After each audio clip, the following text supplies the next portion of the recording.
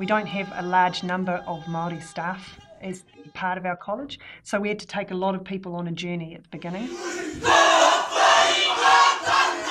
It's been challenging, but in that challenge it's also been an opportunity of freedom where we can reimagine without the baggage of how we used to do things. I really like it actually, and I think it's a good thing for us to do, and I think it's good to just be exposed to it in some way rather than to be just shut it out. So, I think it's worth talking a little bit about the process that we've had to go through to get to the place that we're at now, because actually we started from a point where we didn't have staff that had a lot of cultural knowledge at the beginning.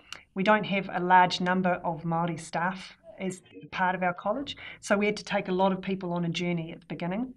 And we had to start by actually getting people to experience a pōwhiri themselves. And we took them through a full pōwhiri and had a workshop day where we really looked at that in depth and got all of our academic staff to understand what was going on in an experiential way.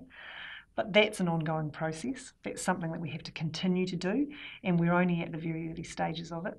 As a Pākehā or a non-Māori person, it's been challenging to really understand the true meaning of some of the framework and the words and terms being used.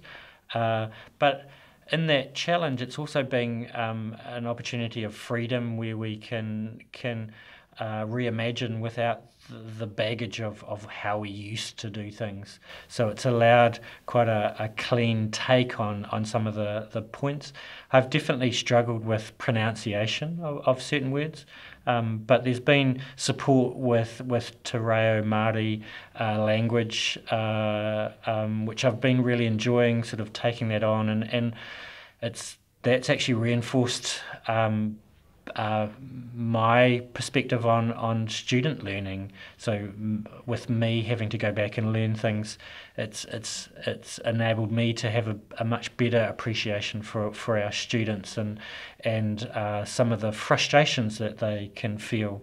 In the end, it's when we start to see the students' work shift and their concerns shifting from this highly individualised way of operating actually into a more collective, potentially immersed in the world, connected kind of understanding. I think that's when we start to see that more, and it's happening a lot more.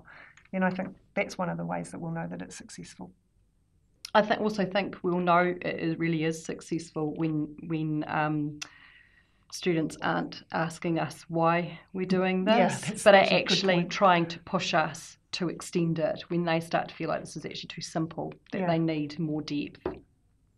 It's different because my high school was not like, it was like not based around anything like this.